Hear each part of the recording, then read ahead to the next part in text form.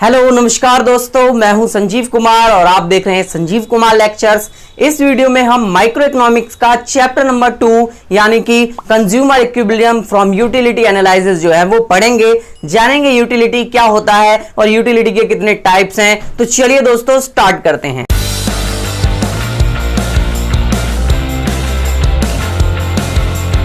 तो सबसे पहले हम स्टार्ट करते हैं यूटिलिटी की डेफिनेशन से कि यूटिलिटी क्या होता है। उसके लिए मैं सबसे पहले आपको डेफिनेशन पढ़ाने से पहले एक एग्जांपल दूंगा।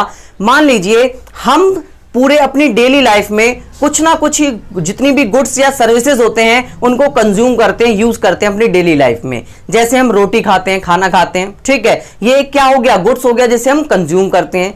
इसके बाद हम कुछ सर्विसेज भी लेते हैं। मान लीजिए हमें जो है वो हम स्कूल में पढ़ने जा रहे हैं तो वहां पर हम स्कूल की सर्विस, टीचर की सर्विस ले रहे हैं। हम ट्यूशन पढ़ने के लिए जा रहे हैं तो वहां भी हम जो है वो टीचर की सर्विसेज को ले रहे हैं। तो ऐसे ही हमारे पास और भी कुछ टाइप के गुड्स और सर्विसेज होती हैं। एग्जाम्पल मैं ज्यादा नहीं लूंगा वरना वीडियो थोड़ा लंबा हो जाएगा।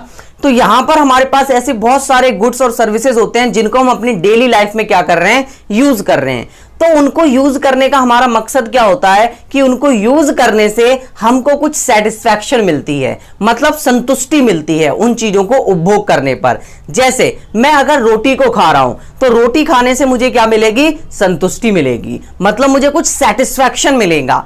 अब जो सेटिस्फैक्शन मुझे मिलता है वो सेटिस्फैक्शन क्या कहलाता है, यूटिलिटी कहलाता है। क्लियर फ्रेंड्स, सिंपल से वर्ड में जो भी गुड्स हम कंज्यूम करते हैं या यूज करते हैं, उसके यूज और कंज्यूम करने के बाद हमें जो भी सेटिस्फैक्शन मिलती है, जो भी संतुष्टि हमें मिलती है, वो हमारे पास क्या कहलाएगी, यूटिलिटी कहलाएगी। क्लियर फ्रेंड्स, ये वीडियो हिंदी और इंग्लिश दोनों में मैं बताऊंगा ताकि किसी को भी कुछ जो है डाउट या कंफ्यूजन ना रहे। क्लियर, अब डेफिनेशन पढ़ते हैं। क्या है हमारे पास, the satisfaction from a consumer get using consuming a goods और सर्विसेज, मतलब एक ऐसा सेटिस्फैक्शन जो कि कंज्यूम और यूज करने पर मिलता है, किसको, गुड्स और सर्विसेज को। क्लियर फ्रेंड्स, सिंपल समझ में आ रहा है। ये संतुष्टि है जिसे एक उपभोक्ता को प्राप्त होती है, कैसे, किसी भी वस्तु का उपभोग करने पर। यहां तक आपको समझ में आ गया होगा। अब इस यूटिल्स को मेजर करने के लिए हम एक टर्म का यूज करते हैं, यूटिल्स। जैसे हम क्या करते हैं, लंबाई को मापने के लिए सेंटीमीटर, मीटर का यूज करते हैं, वैसे ही हमें यूटिलिटी मेजर करने के लिए, मापने के लिए यूटिल्स का यूज करना पड़ता है। ये इसकी क्या है, स्टैंडर्ड यूनिट है, ठीक है। अब इसके बाद हमारे पास दो टाइप्स आते हैं। सबसे पहला होता है हमारा टोटल यूटिलिटी, कि टोटल यूटिलिटी क्या होती है, और इसके बाद हमारे पास फिर मार्जिनल यूटिलिटी भी आती है कि मार्जिनल यूटिलिटी क्या है। तो इन दोनों को हम अच्छे से समझते हैं। तो एक एग्जांपल मैं लेता हूं, यहां पर मैं कुछ क्वांटिटी ले लेता हूं और कुछ मेरे पास टोटल यूनिट्स, क्या कहते हैं, टोटल यूटिलिटी और मार्जिनल यूटिलिटी का एग्जांपल लेके आपको समझाता हूं। जैसे अज्यूम कीजिए कि हम कुछ सर्विसेज को यूज कर रहे हैं, गुड्स को यूज कर रहे हैं, कंज्यूम कर रहे हैं। जैसे कि मान लो मैं जो है एक रोटी खा रहा हूं, ठीक है, तो उस एक रोटी को खाने पर मुझे कुछ सेटिस्फैक्शन मिलेगा, मतलब मेरा पेट पूरा क्या है, खाली है, मुझे भूख लगी हुई है जोरों की। तो मैं क्या करता हूं, उस एक रोटी को खाना स्टार्ट करता हूं। तो उस रोटी को खाने की वजह से मेरी भूख क्या होगी, शांत होगी, और भूख जो है वो शांत होगी, उसी को मैं क्या कहूंगा, यूटिलिटी कहूंगा, ठीक है। कुछ यूटिलिटी मिली उससे, लेकिन उस रोटी से कुल मिलाकर कितनी यूटिलिटी मिली, मतलब मुझे उस रोटी से कुल मिलाकर 10 यूटिल्स क्या मिली, यूटिलिटी मिली। तो ये मेरे लिए एक रोटी से मिलने वाली टोटल यूटिलिटी हो जाएगी। क्लियर। अब मैं दूसरी यूटिलिटी, दूसरी यूनिट्स खाता हूं, दूसरी रोटी खाता हूं, तो दूसरी रोटी जैसे ही मैंने खाई, अब मेरा पेट पहले से ज्यादा भरेगा या कम भरेगा, पहले से तो ज्यादा भरेगा, और अगर पहले से ज्यादा भरेगा तो टोटल यूटिलिटी भी पहले से ज्यादा मिलेगी, मतलब सेटिस्फैक्शन पहले से क्या मिलेगा, ज्यादा मिलेगा। तो मैं कह देता हूं वो मुझे 15 मिल रहा है, ठीक है। सिंपल फ्रेंड्स, यहां तक टोटल यूटिलिटी ज्यादा ही हो रही है। अब इसके बाद मैं बात करता हूं, मैं एक और रोटी, मतलब तीसरी रोटी खाता हूं, तो तीसरी रोटी खाने से मेरी टोटल यूटिलिटी क्या होगी, फिर दोबारा इंक्रीज हो जाएगी, सेटिस्फैक्शन क्या होगा, फिर दोबारा से इंक्रीज हो जाएगा। बाय चांस मान लो मैं मानता हूं तीसरी यूटिलिटी जैसे ही मैं खाता हूं उससे मुझे जो है वो 18 टोटल यूटिलिटी जो है वो मिल जाती है, 18 यूटिल्स के बराबर। क्लियर फ्रेंड्स, यहां तक आपको समझ में आया। तो इसका मतलब है किसी भी गुड्स की जितनी यूनिट्स को हम कंज्यूम करते हैं, टोटल यूनिट्स को कंज्यूम करने पर जितनी टोटल हमें यूटिलिटी मिलती है उसको हम टोटल यूटिलिटी कहते हैं। या टोटल सेटिस्फैक्शन जो मिलता है उसे टोटल यूटिलिटी कहेंगे। Clear friends. इसके बाद मार्जिनल यूटिलिटी क्या है, अब देखो इन दोनों को मैं लिंक कर दूंगा एक दूसरे से। तो मार्जिनल यूटिलिटी सिंपल ये बताता है हमको कि जब हम एक गुड्स की एक क्वांटिटी ले रहे हैं और जैसे ही हम उस गुड्स की कुछ क्वांटिटी को इंक्रीज कर दें, मतलब एक एक्स्ट्रा यूनिट लेने पर किसी भी गुड्स की एक एक्स्ट्रा यूनिट ले, हमने पहले एक ले रहे थे अब दो ले रहे हैं, तो एक एक्स्ट्रा यूनिट ले रहे हैं और एक एक्स्ट्रा यूनिट लेने पर टोटल यूटिलिटी में होने वाला इंक्रीमेंट, टोटल यूटिलिटी क्या हो गई, इंक्रीमेंट हो गई। कितने यूनिट से, 5 यूटिल्स से। कितने से, 5 यूटिल्स। तो ये 5 यूटिल्स ही हमारे पास क्या कहलाएगी, मार्जिनल यूटिलिटी। सिंपल फ्रेंड, समझ में आ गया होगा आपको। मतलब किसी भी गुड्स की एक एक्स्ट्रा यूनिट लेने पर टोटल यूटिलिटी में होने वाला इंक्रीमेंट ही क्या कहलाएगा हमारे पास, मार्जिनल यूटिलिटी, यानी कि सीमांत उपयोगिता। और यह है हमारे पास कुल उपयोगिता। ठीक है, कुल उपयोगिता क्या है, किसी भी वस्तु से मिलने वाली कुल संतुष्टि, कुल उपयोगिता। सीमांत उपयोगिता क्या है, किसी भी वस्तु की एक अतिरिक्त इकाई लेने पर कुल उपयोगिता में होने वाला परिवर्तन ही सीमांत उपयोगिता कहलाती है। क्लियर फ्रेंड्स, यहां तक आपको समझ में आ गया होगा। अब नेक्स्ट क्वांटिटी पे अगर मैं निकालूं, फिर मैंने एक और एक्स्ट्रा यूनिट को क्या किया है, कंज्यूम किया है, तो टोटल यूटिलिटी में दोबारा इंक्रीमेंट हुआ है और यहां पर 3 यूटिल्स का इंक्रीमेंट हुआ है, तो मार्जिनल यूटिलिटी कितनी हो जाएगी, 3 हो जाएगी। अब कुछ मेरे फ्रेंड्स सोच रहे होंगे फर्स्ट क्वांटिटी पे मार्जिनल यूटिलिटी कितनी होगी। फर्स्ट क्वांटिटी पे अगर हम निकालें तो पहले 0 क्वांटिटी कंज्यूम कर रहे हैं और 0 ही टोटल यूटिल्स मिल रहा है हमें, है ना, टोटल यूटिलिटी। तो वहां पर अगर 0 को 10 से माइनस करेंगे तो कितना आएगा, 10 ही तो आएगा। 10 आएगा तो फर्स्ट क्वांटिटी पे मार्जिनल यूटिलिटी कितनी होगी, 10 होगी। अब इनका कुछ रिलेशन समझ लेते हैं, क्या है देखिए।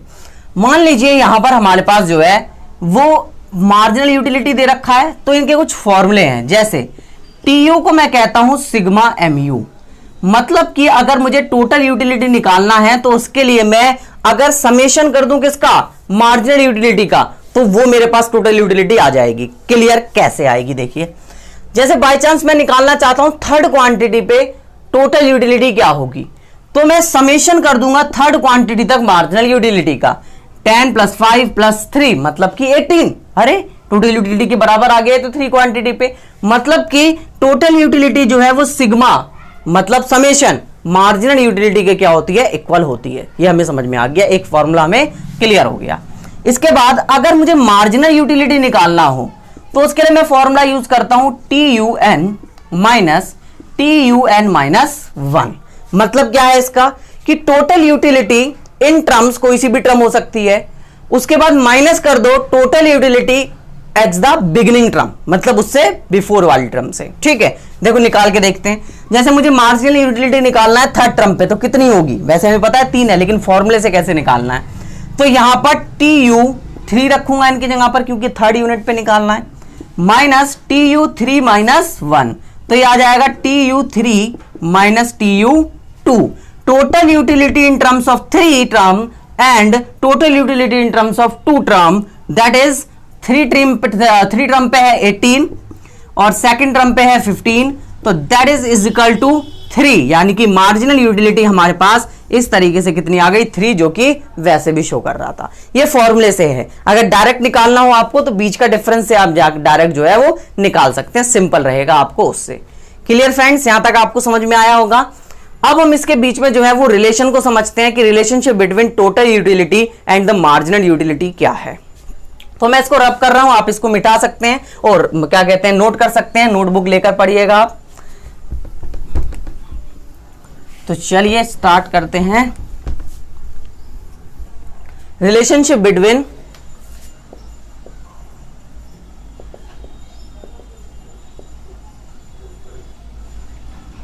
TU यानी total utility and marginal utility.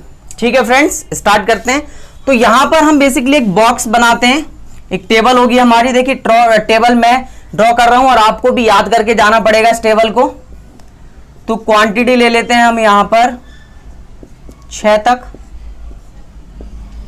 इसके बाद यहां मार्जिनल यूटिलिटी, यहां टोटल यूटिलिटी। ठीक है, तो यहां 10, 18, फिर हमारे पास 24, फिर हमारे पास 28, फिर दोबारा 28 और फिर 24। तो यहां पर हम देखेंगे मार्जिनल यूटिलिटी क्या आएगा, 10, फिर 8, फिर 6, फिर 4, फिर 0, फिर -4। ठीक है फ्रेंड्स, ये टेबल इस टाइप से बनानी है और इसी अकॉर्डिंग से बननी चाहिए, वरना आपको मार्क्स जो है वो उतने नहीं मिलेंगे। ठीक है, तो यहां पर मैं बना देता हूं अब इसका ग्राफ। तो यहां मैं क्वांटिटी ले रहा हूं और यहां मैं TU और MU लूंगा। ठीक है, तो यहां पर आप देख सकते हैं, आराम से आपको समझ में आएगा। तो आप इस टेबल के द्वारा बनाएंगे तो बन जाएगी आपकी। वैसे मैं यहां से इसे बना लेता हूं, रफली ड्रॉ कर लेता हूं। ठीक है,